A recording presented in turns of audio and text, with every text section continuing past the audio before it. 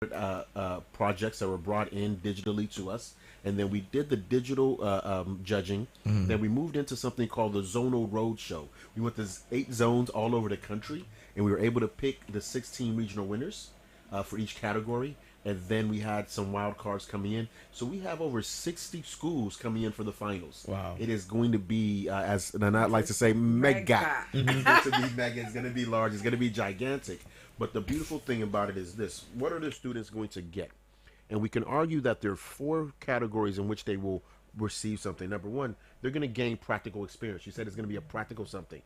They are making and creating things. So, for example, from the boats and the drones that they're making, from the dialysis machines, from the solar powered upcycling that they're doing, they're also going to be able to foster teamwork. You have to have a team, and so you present with 3 people when you come to the zonal. You present with 3 people when you come to the grand finale, but they actually have teams of 5, 6, 10, 20. They have STEM clubs, and that now they're doing that teamwork that it takes to make a country and a place better.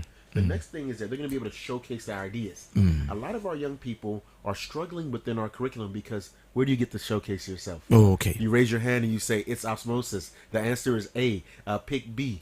But in this case, you get to say, no, this is an idea I have. This is a way I'm going to do it differently. And then lastly, I think the thing that we all like is that motivation that is equal to money. And so the wonderful thing that we've been able to get through our sponsors and through the support of the ministry and our partner NEIP is that over 200,000 Ghana in prizes will be passed out at the final. And so you're going to be able to say that, okay, I made this thing, I won this award, and here's 10,000 Ghana for me to take a next step into upgrading and prototyping it. The winner is going to get 50,000 Ghana. And so that school is going to be able to take that project and take another step. Or they'll say, no, this project was good, we want to do something different. And then lastly, we're looking into scholarships and opportunities to move out of the country to go visit and do other things so they can learn more. So I think this is not just mega, but it's monumental. It's almost colossal. Wow, that's beautiful. So if you're listening to us, I'm here with Mr. Aaron Chumakwaba, who is the Strategy Innovation Director at the Ministry of Education, and Nana Afresika Mensah, who is the Deputy Coordinator, Free Senior High School. We are live on Ho FM 92.5, also on Word Radio GH page on Facebook, Transformation Agenda Series page on Facebook. We are on YouTube at Transformation Agenda Series on Education or Word Radio GH page. You can also get us on Class 91.3 FM on Facebook or www.classfmonline.com. Please connect with us and let's have this wonderful conversation. Madam, we are getting it. We are in the 4th industrial revolution, as they say, and we need our children to be educated in what you are doing. So practically, yes. So because you're going to find people who are going to the workforce or going to work, and if you don't have the necessary skill, you can't perform. And that is what you do. So you put in the theories into practicals, so that it's not just being the chemistry lab and doing the thing, but then after that you bring it out. Where are we heading towards? Are we heading towards a place where we have our youth or students coming out of the Free Senior High School as innovators, people who can do stuff? And what does that do to us as a nation? If you even answer the question yourself, the era of chew, pass, write, and forget is past. Okay. We are in the 4th industrial revolution. As Minister said, we can't teach students in 21st century knowledge in the 19th century building. Okay. So we need to change the narratives. We brought some innovation on board. Initially, we thought all the innovations that we are seeing around, are these students from Ghana? We thought they were outside the country. But you witnessed in the first edition. I always use them as a case study. Okay. Because they realized that there's an issue in their community. Teachers, nurses were not accepting postings to some of the deprived communities. Yeah. And they were finding solutions to that problem. This is the kind of students we are bringing on board. Wow. We are investing hugely into the Free Senior High School space. So students have also realized that they also, in life, you need to play your quota. This is the quota they are also using to support the government. They wouldn't allow this investment to go waste. Okay. They will identify problems and then find solutions. Wow. To it. Wow. if students will sit down and realize that we are spending so much in kidney failures and the rest. Look at even a day, if we're going to do dialysis, how much it will cost you. And students have sat down and realized that why don't we do something to solve this issue that we are facing as a country? These are innovators coming on board. They will not wait for them to go to tertiary institutions before they will do something. But in the senior high school space, this is what students are doing. This is beautiful because you have said it all. When we visit schools and I see this senior high school student performing this kind of things, I ask myself, so secondary school, you go here? Yes. It's surprising. You know, in our era, teachers will tell you in an examination, I want everything dito. Yeah. That was the term they were using for us. So you will take a chemistry book, you will take a physics book, and you go and chew baba. Everything dito simply because this is what you think the teacher wants. You will chew it and then you produce it for him. But this is a practical something. You need to read the book, understand it, produce it in your own words. Wow. The chemistry, the physics, the biology, and everything. This is what we are teaching these current students. But students have realized that no, that era has passed. The chew pop pass and forget has passed. So we need to read it, understand it, produce it with our own language. This is what Free Senior High School is all about. Thank you very much. Now let's look at sponsorship. I believe that is a very fantastic project that is coming on or going on. Do we have sponsorship? Do we have people interested in sponsoring this beautiful program? And when are we going to have STEM Innovation live on our channels? Whilst it's going on, it's live and Ghanaians are watching. Okay, this year we'll be live on City and then MOE channel and then great. Your humble self too. I believe and I know we are with you, so you come and capture it. So you can go to Transformation Agenda Series live. Look at the innovations, how they came about with all those innovations. City live, while students are defending their projects and everything. So please, I will entreat all meaningful Ghanaians to come to University of Professional Studies, UPSA, on Monday, Tuesday, and Wednesday. Any of the days, pass by and come and look at fantastic. So this Monday, right? Yes, this Monday. So it's open to the general public. The general public. Everybody can come around. Okay. All right, Mr. Mr. Chumakobo. I think this year, as you moved on, you've been improving. You mentioned the awards or the rewards for what these children are coming out with. Like the other time we mentioned, if industry is connected to what you are doing, so that we are looking at dialysis, for example. You have the hospital or the Ministry of Health involved, so that they are going to take the project. It's not that group wins and then you give them 50,000 and they're going to use the 50,000 in doing something or upgrading it or whatever. But then the Ministry of Health should be interested to be part of the project and also see what it can do to enhance. Do you have something like that? So this is what you call in business a proof of concept. So Ministry of Health, Ministry of Interior, no one is going to come to you without you having some sort of concept and something that is going to be viable for the future. And the great thing about working for our minister, the Minister for Education, is that we're going to be able to go and meet with other ministers, meet with other industry partners and say, this is what the students have proven. So we don't want to sell anyone a dream. We don't want to say our children can. We want to say our children have. Let's take this look and let's take this next step together. And so that is really what we're looking at now. And so I know that it may seem like, oh, you should go ahead and pitch everything. Of course we're pitching it. That's why we're on radio. That's why we're on TV. That's why we're going around and doing the media blitz. So everyone can hear and see, and then they can see the product this coming Monday, Tuesday, and Wednesday. But after that, like you said, then we are also supporting these students in learning how to do their own entrepreneurial pitches. There's actually going to be an award and a judging just for the entrepreneurial section, the business pitch. So that is not just you did the scientific thing, but you didn't do the pitch. All of us listening, when I say the name Steve Jobs, you're going to say yes, yes, yes. And then you're going to think that he was the actual scientific brain behind Apple. The answer is no. Wozniak, his partner, was the brain. But without jobs, they would have never sold the thing. So we're trying to bring both components in response to your question. All right, thank you very much. So let me ask you, we have the young ones that TVET is preparing.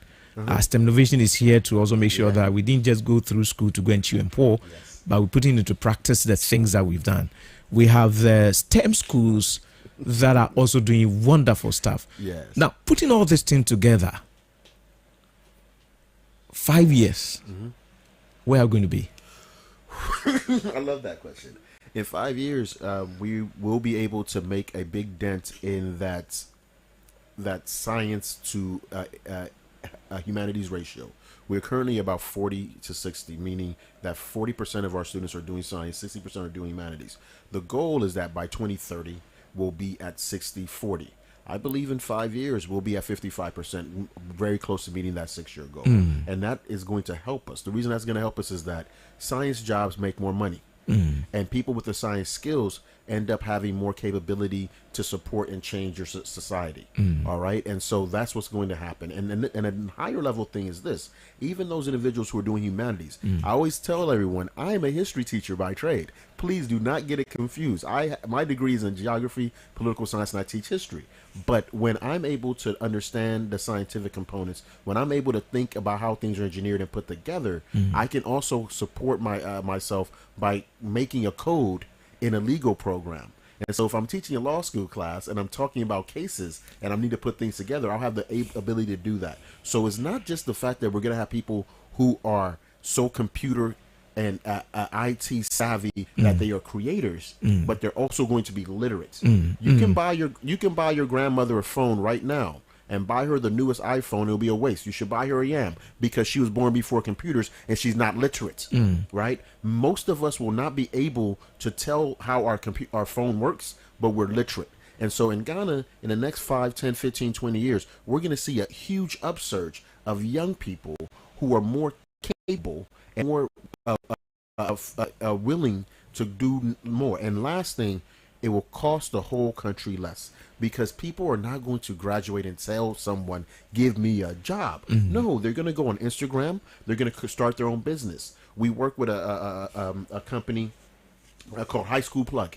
Young people, and they came up and they just have the skill set and they know how to do the editing of the videos and all these other things. And so this young man and his team didn't say, I finished school, give me a job. They started doing free jobs. And then by the time we saw the skill set, now they're a partner with us. And so you're talking about how are we going to see them? You're going to see them, you're going to see STEM Innovation online through our partners at City, which is a big giant company, but also High School Plug, which is started by a couple of young people under the age of 25 and within the last 5 years. That's what's going to keep happening in Ghana. Wow. And people are not going to be walking down the streets and saying and doing demonstrations and give me a job. What do you mean give me a job? What is the skill set that you have? And that is what all of the things that you detailed, from the STEM schools, for the influx of support for TVET, from the influx of having young men and women be able to read and write at higher levels, the literacy increasing, the STEM junior high schools that we're modeling and putting together, the STEM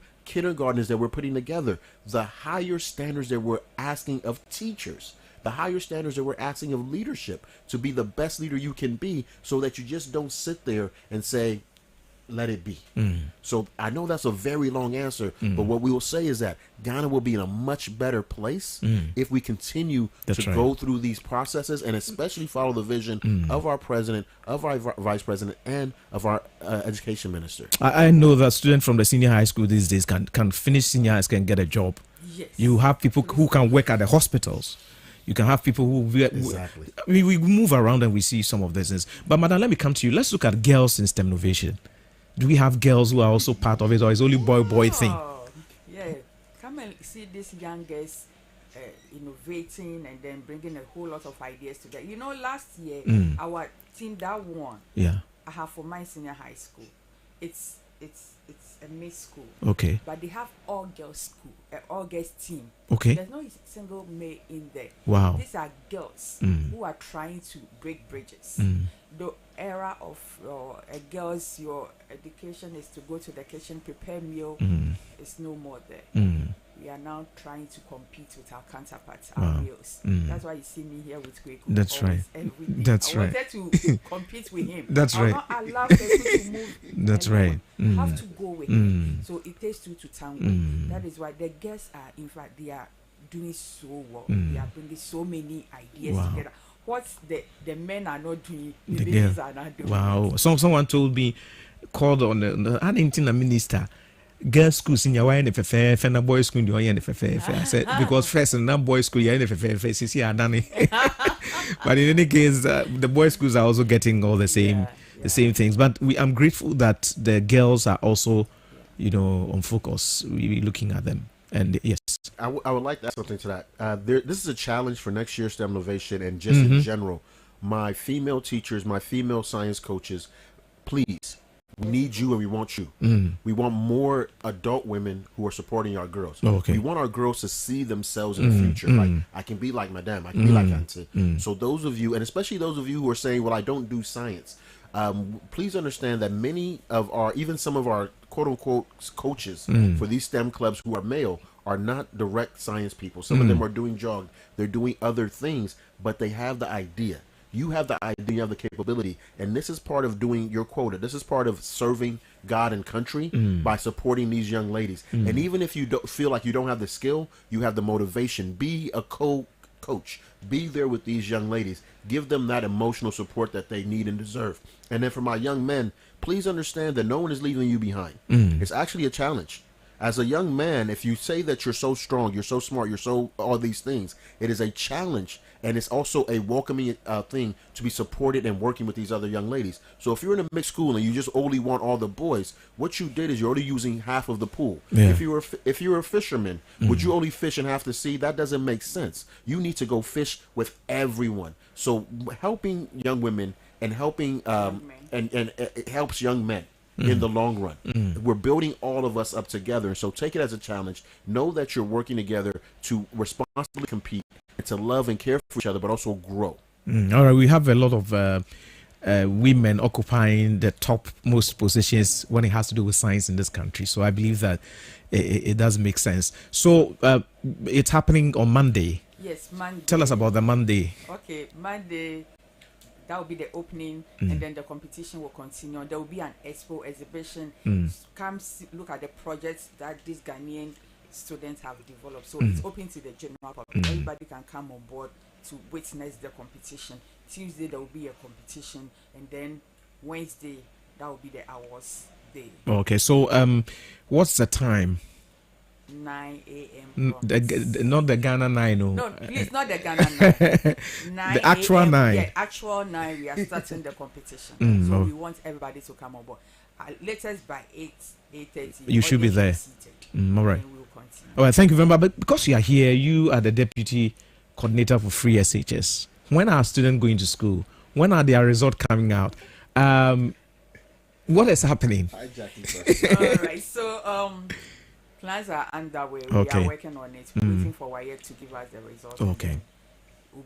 It won't keep long, but let me put it. It will be out very soon. All right. So one of the things that I've seen this year, this phone is the one designated for the transformation agenda. Okay. And I receive not less than 100 calls a day on this phone from people who are watching the program from MOE, watching on other networks. One of the things I see are people who didn't have information about certain schools, and now they watch the TV and now they see that I want to go to this school. Are you prepared where students who choose a particular school, but now they watch a particular school on TV and they prefer that school to what the schools they want to change to?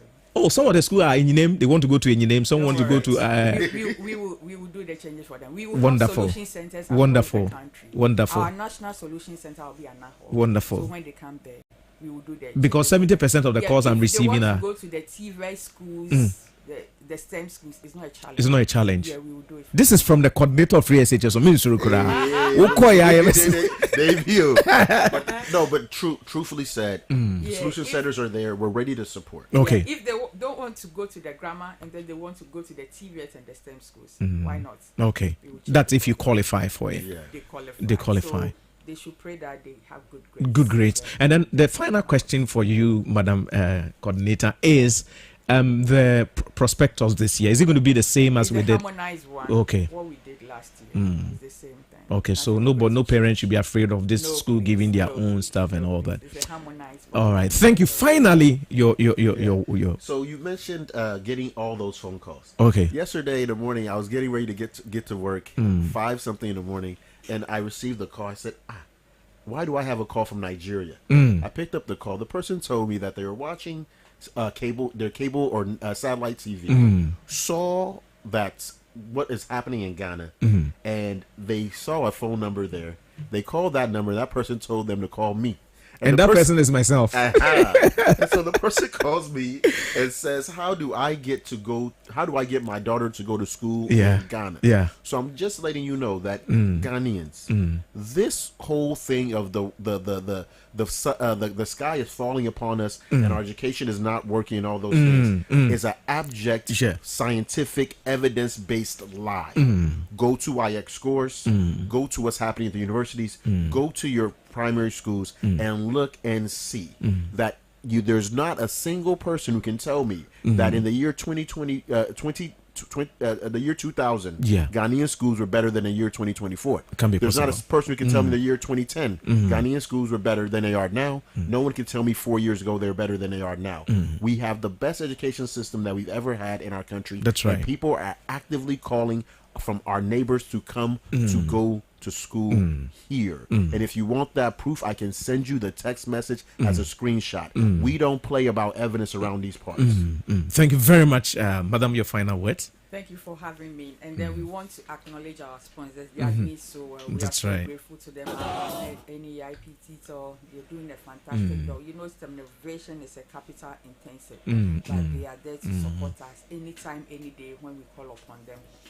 They help us. And then also American Bella Cola, they are giving us products to be given to the students, our media partners, yourself. We are so grateful to you. We are so grateful to the President of the Republic, the Honorable Minister for Education and his able deputies, the Chief Director, and also my own boss, the National Coordinator for Free Senior High School, and all the hard-working team at the Free Senior High School Secretariat. They don't sleep.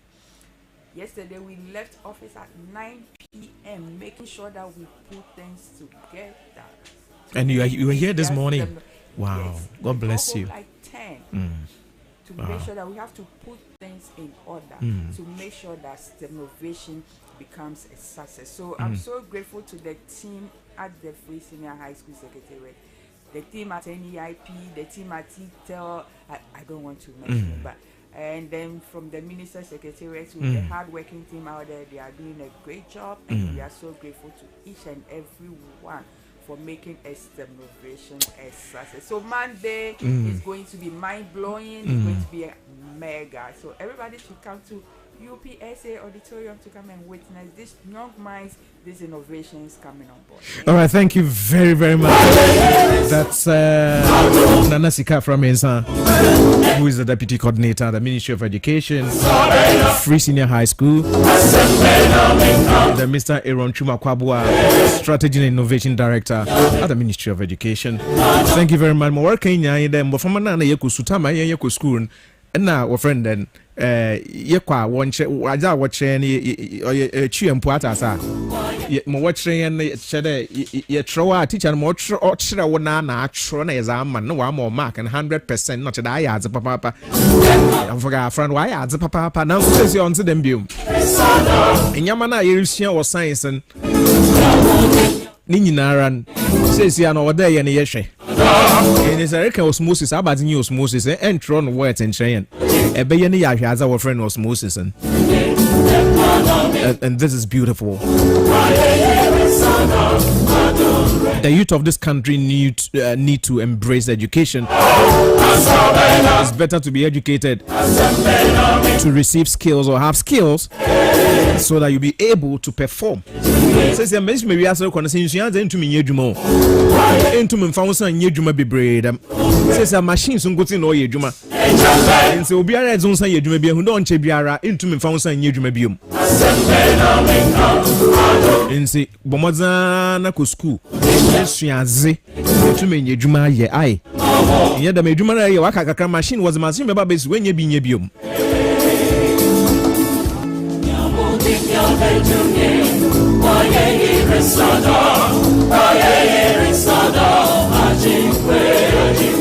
right, so thank you very much. We are on our next segment. And my guest is already seated in the person of Madam, that's Mrs. Emma Aduowusu, who is a lead consultant for Madam Image Consultancy. Now, Madam Emma is an image consultant and personal brand coach. She has over 20 years of marketing experience as an image market makeover expert. She loves assisting people make the needed change to accelerate their professional career and develop their business brand profitably.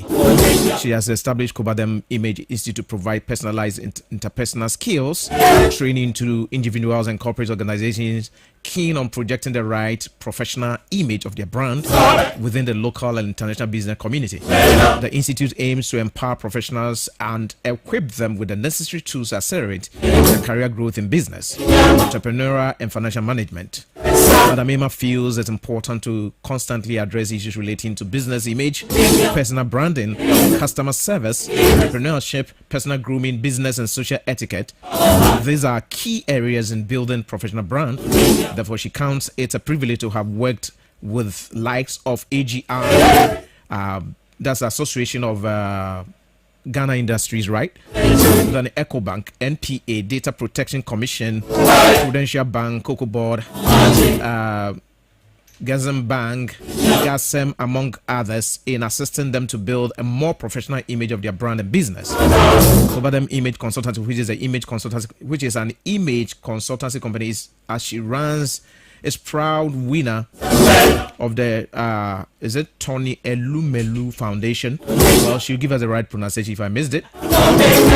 As a coach, personal brand specialist and motivator, Madam Emma is keen on helping people discover their true value and communicating these values in their business operations and relationships. So Madam Emma is a graduate of the University of Ghana, Legon, with postgraduate qualifications in image management, USA, business branding, that's also in USA, and event management, that's a CUG. She's a married woman with 2 boys. She loves adventure, reading, and solving difficult problems relating to business brand strategy. All right, so good morning to you, Madam Emma. Hi, good morning. How are you?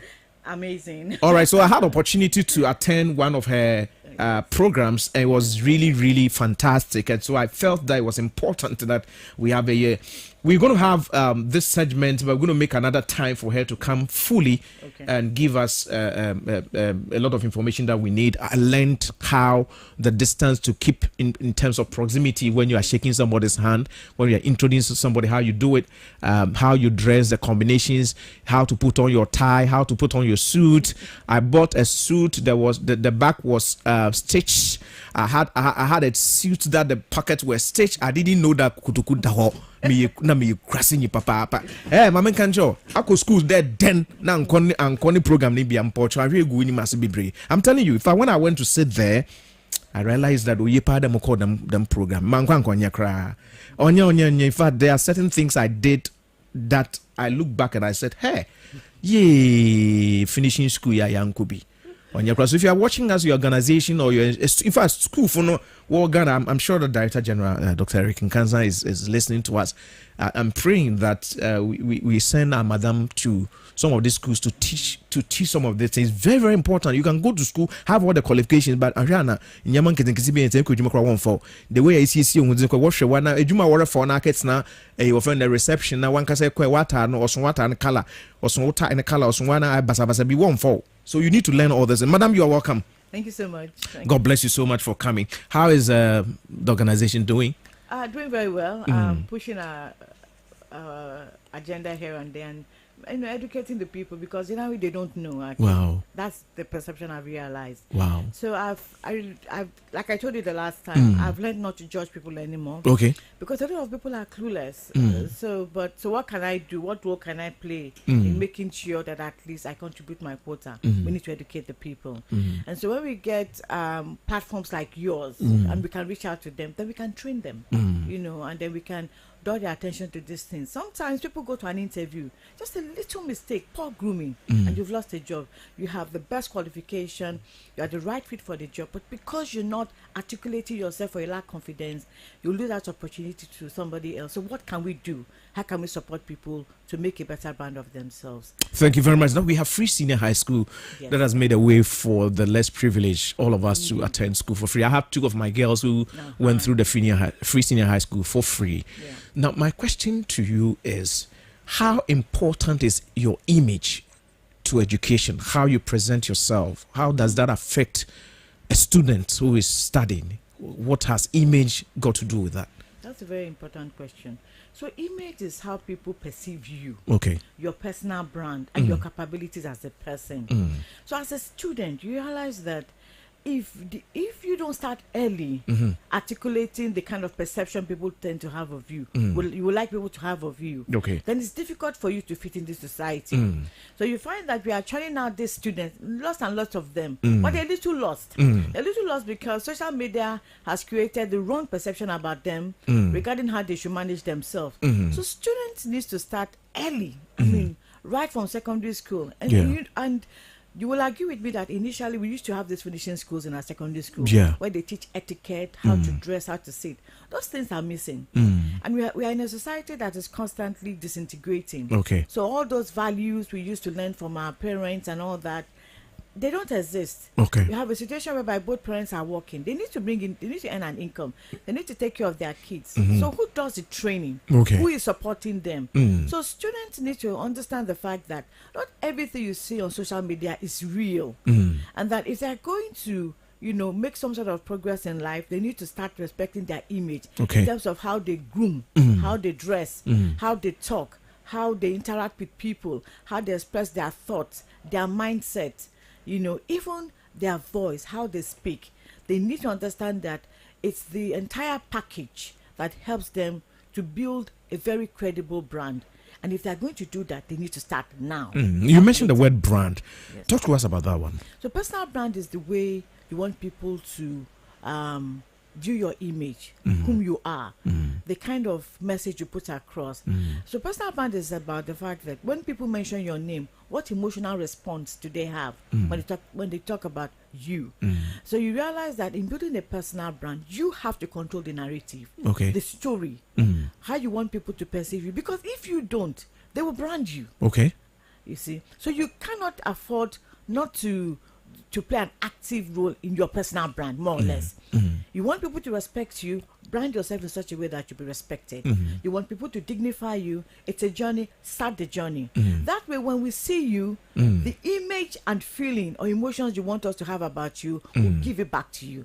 But if you don't identify what your unique selling propositions are and align it with our values as a society or as a nation, then it means that you're just wandering. People don't know you, they don't care about you, and when you talk or you're outside, people do not know what sort of brand you put out there.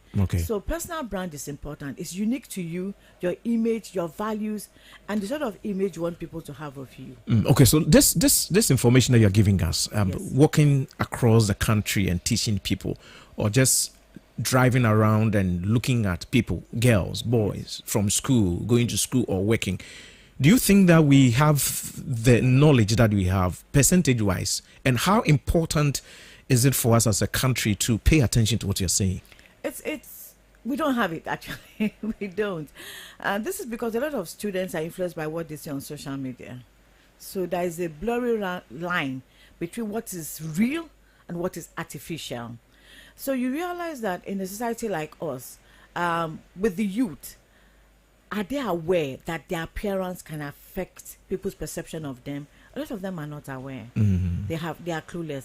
Are they aware that when you're communicating with people, you need to look them into the eye? You need to be able to talk in such a way that people understand what you are saying. You also need to communicate when you're in the midst of people in a clear, concise manner without feeling inferior. A lot of them are clueless about this. So if we don't have an agenda whereby we expose them to these things early on, it affects their confidence level. Sometimes you see very clever students who have poor communication skills or social skills. They are extremely brilliant, But when they're in the midst of people, they can't talk, they can't express themselves, they can't articulate themselves. But there, we have to be real, because in the job community, looking for a job, it's a combination of all these factors that pushes you forward. Okay. So you realize that a very, very low percentage of youths and young ones are clueless about this. And so the question is that how do we help them? Yeah. How do we bring their minds back? How do we build that confidence in them? It is doable. Okay. It's a gradual process, especially when they're in their secondary school. We don't want to wait when they get to uni. Okay. Uni, the concept and ideas have already formed. And already surviving in uni is a very difficult platform, because you are in the midst of divergent people, and you're basically on your own. So who is helping you with your thought process? Who is guiding you with your decision? So secondary school is crucial. So by the time they transition to any sort of additional education they may want, they already have the confidence. They already know what they are looking for. And when they talk to people, they can articulate themselves clearly. They can state their point of view without being aggressive.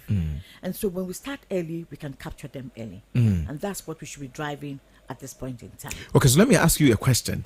You've watched students, the school uniforms that we have from different schools. Yes. Are they on point? Some are not. But what I realize is that the students have an uncanny ability of modifying it in such a way that it suits them. The uniforms we have today, I think to a large extent, they were created to be decent. Okay. But who is enforcing that?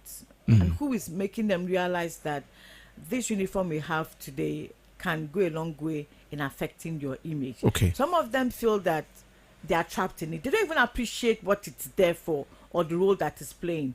So we find a situation whereby it may not be fit for purpose in some instances, or in some instances it is fit for purpose. So these are the critical things we need to look at. You find that people are doing maybe sometimes autofista. They feel that the shorter it is, the better. They're wearing tight skirts. They are clueless. So we need to have an agenda whereby we drive home this point and really, really help these people to really accentuate their mind and also help them to project the right image that they need to out there. All right.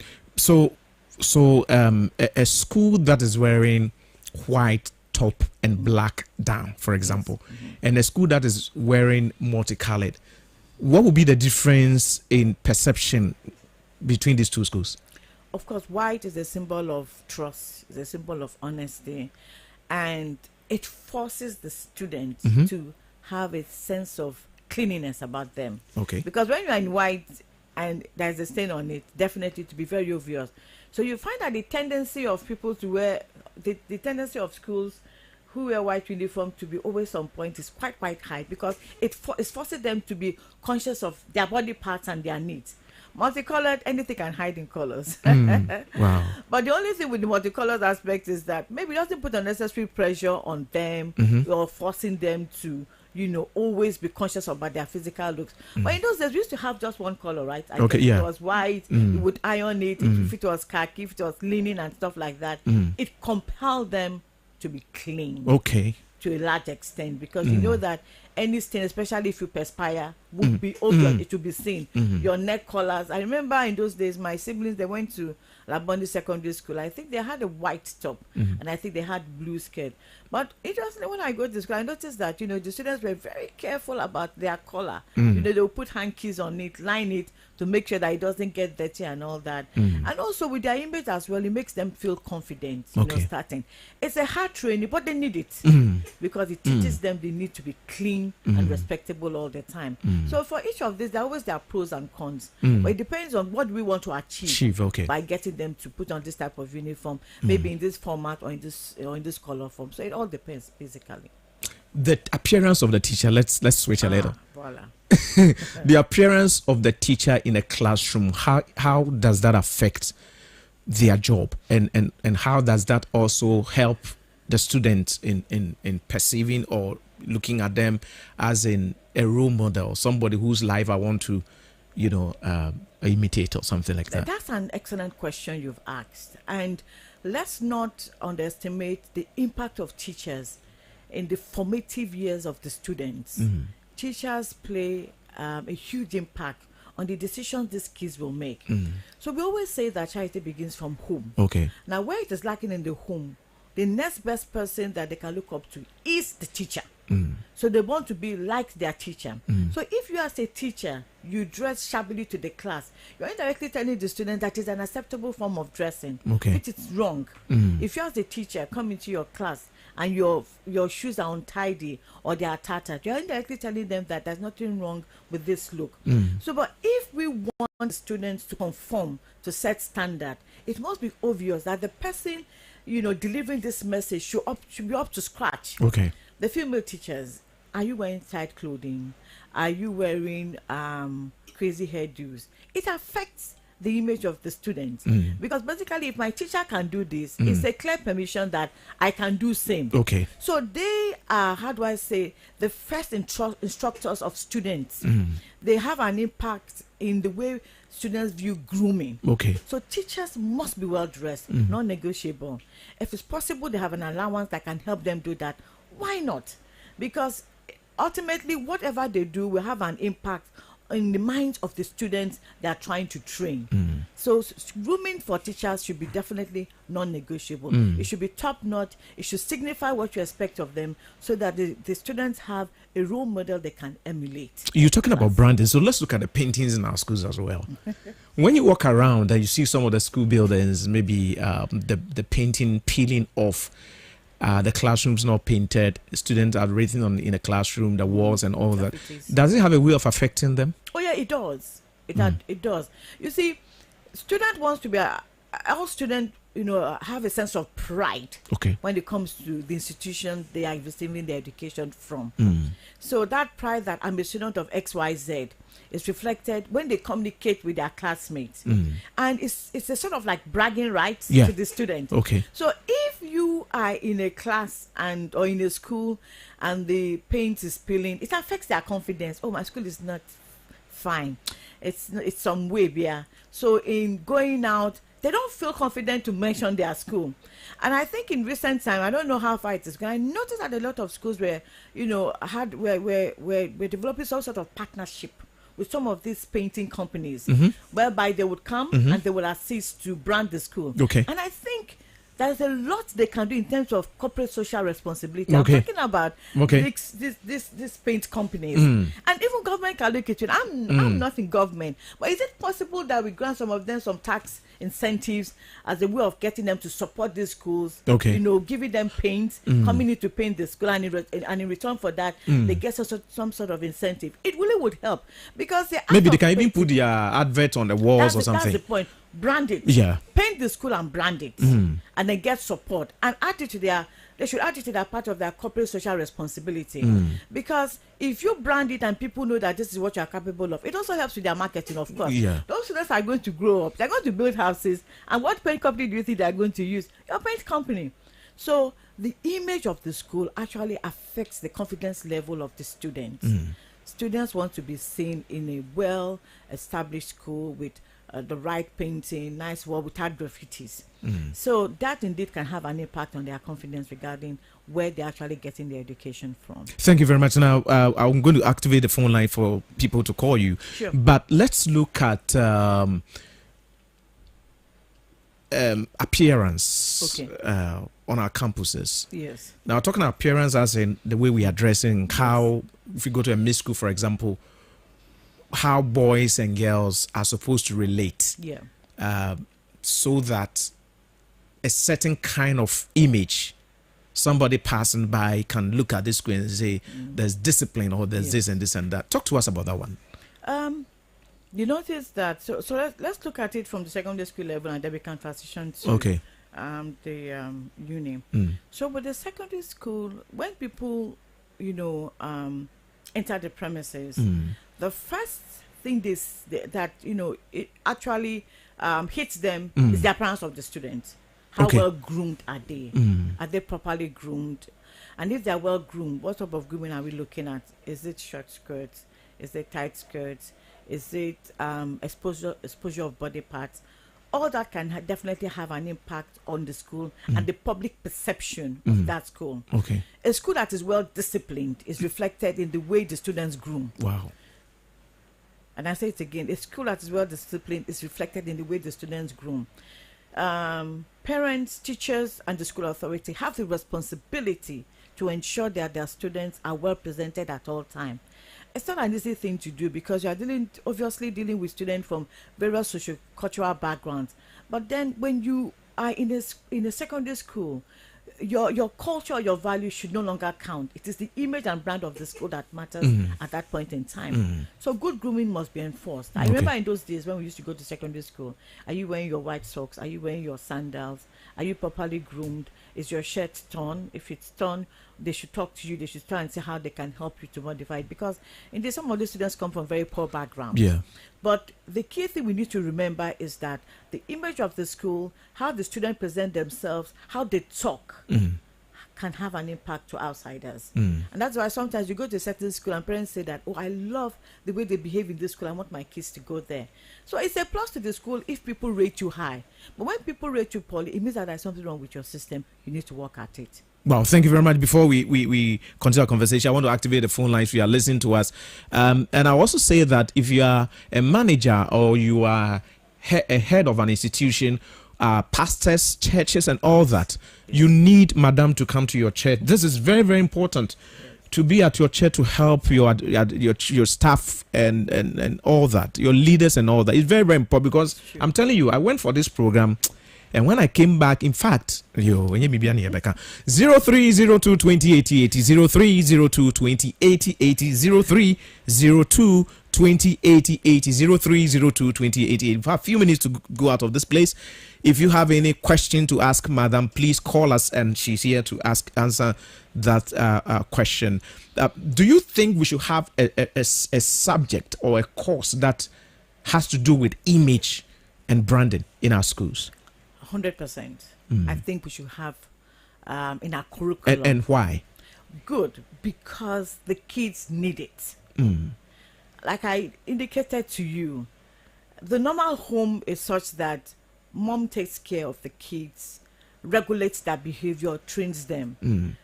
We have a lot of dysfunctional families these days. So the normal training we got in our days no longer exists anymore. Okay. It even if it exists, maybe not as much as it used to. So if you insert that program, it can ensure some sort of conformity to set values and standards, what they need to know, what they need to do. I say this especially with respect to confidence skills. Because everybody is always online, they don't even interact anymore, they don't talk anymore. So even how to hold a decent conversation is missing.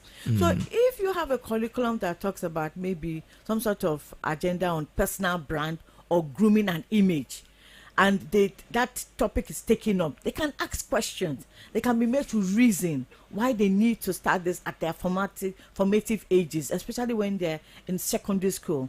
If you push that agenda, it really will go a long way in helping the student. Even some of the teachers are clueless. You just mentioned these things, the churches, the companies, the bank. A lot of them have no idea about this thing. But when we start while they're in school, by the time they leave school, they have enough knowledge to actually project them and help them in building a concrete personal brand.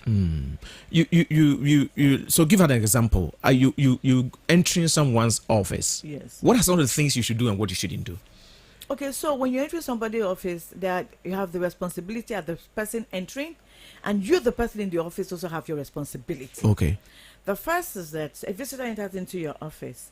Of course, definitely you need to greet the visitor because you don't know who that person is. Okay. So the first thing you need to do is look up and make eye contact with the person entering the office. Okay. Then the next thing you do is that once you greet the person, you should always stand to shake somebody's hand. Wow. So you, the person in the office, when someone stand. enters your office, you don't sit to greet. No, you don't sit to You need greet. to stand. You need to stand. Do you have to shake hands or you can just respond to the greetings? You can respond to the greeting depending on your sociocultural settings. For example, Muslim women do not shake hands. Okay. So you look at the culture where you are, and if you find that it's restricted, you don't shake the person's hand. But the fact that you stood up to welcome that person, honors that person, Okay. makes the person feel special, Okay. and then opens them up. It's a sign of peace. You're welcoming somebody into your home. You have your home, but this is your office space. So that sort of welcome enables the person to feel very special. And you, the person entering into the office, there are certain protocols you must observe. Okay. When you enter into the office and the person's on the phone is having a phone call, you cannot stay in and listen to that phone call. Wonderful. It's polite for you to say, I'll return shortly. Then you excuse the person to complete. All right, thank you very much. There's someone on the line. I love this thing. Hello, good morning. Good morning. Yeah, please, your name and where you're calling us from, please. My name is Victor, calling from Ago Haircut. Wonderful. How are you? I'm fine. All right, so talk to her, ask your question. And I want to ask Madam, the book called Courtesy for Boys and Girls. The That book sold in the Courtesy for system. Boys and Girls. You're asking whether that book is in the system, right? Yeah. Okay. If all that right. book is no more in the system. If that book is no more in the system, okay. All right. She should do well and bring that book into the system. Okay, all right. Thank you very much, Victor. God bless you. Okay, I think what Victor is saying that. So I was going to ask you, do you have a book that we can maybe? I'm sure that Minister will be interested. Yes. If you have a book like that and Yes. arrangement is made and you meet Can him, answer, yes. surely we'll can. buy into this one. So you are telling us what to do and what not to do. Yes. Now let me ask you a question. You enter somebody's office. You have the secretary who is sitting at the front desk, Yes. and you are greeting the person. And the person will not even open the mouth to respond, but just will be nodding. Yes. What's wrong with that? They lack manners, and you are doing the right thing. Okay. And then you can only pray to get some sort of training, because people have attitude issues. Okay. But you have to elevate yourself above that. Okay. You don't allow it to bother you. Okay. Because obviously they're not well trained. Okay. I mean, courtesy demands that somebody walks into your office, greets you. It's polite to respond to the person and connect. You make eye contact. But like I said again, they don't know. Okay. They feel that, oh, wait there, I'm not going to smile at you, so you don't think I'm free like that. What kind of nonsense is this? I get it. I see it all the time. But, courtesy demands that, oh, hi, welcome, how can I help you? It shows that you're educated. It shows you have class. But choosing not to communicate with that person shows that you're classless. Wow. You have attitude. You're ill-bred. And likewise as well, so when you get that treatment, you shouldn't allow it to upset you. Okay. Actually, I feel sorry for them. I'm like, you know what? I hope I get to help you one day to develop the right mindset. And so if you're looking for somebody, they're like, sometimes not you, ignore them. Sometimes people also have that issues and they're looking for displacement. Where to displace you? Don't be the target. Okay. Allow them, and after that, you go and meet the person. So you walk into the person's office and the person's in the conversation. You quickly withdraw. Okay. It may be a personal talk. You don't want to eavesdrop. Okay. But if the person says, "Oh, come over and sit down," automatically you do so. Okay. And then you introduce yourself, you welcome yourself, and you're good to go. Very, very important as well. And when somebody extends a handshake, be kind enough to accept it. Be kind enough to accept it. Good morning. There's a caller on the line, madam. Yes. Hello. Good morning. Good morning. Yeah, please, your name and where you're calling us from, please. I'm Selena. Okay, Selena. Where are you calling us from, please? Hello. Hello. Please, where are you calling us from, madam? Please, I'm Selena calling from Ashaiman. Great. Talk to us, Selena.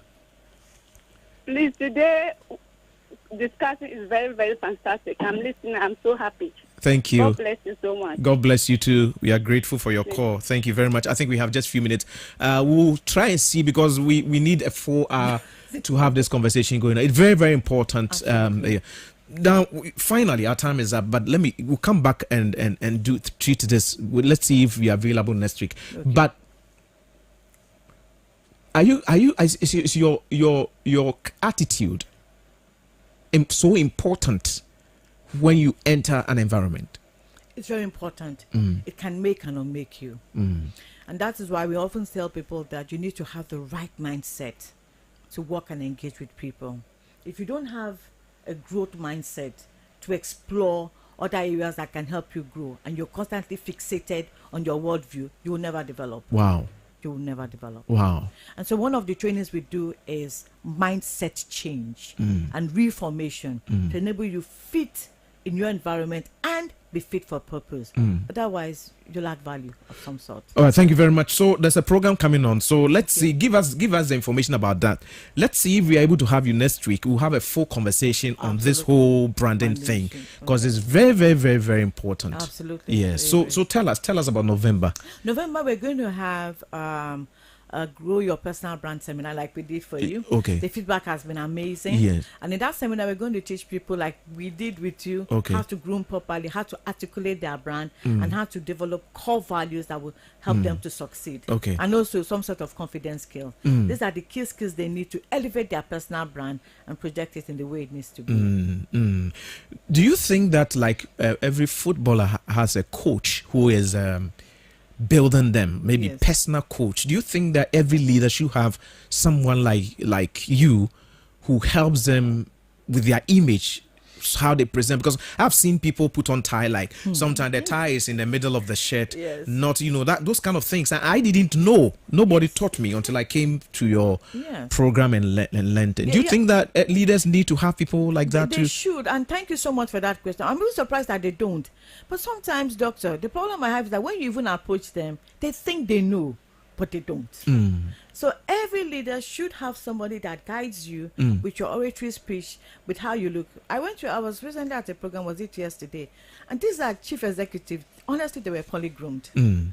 But you can't tell them. You can only offer to help them. And if they're humble enough, then it can definitely help them. And we've trained hundreds of CEOs. Yeah. It will not be the first time. All right. If they make themselves available, we'll be more than happy.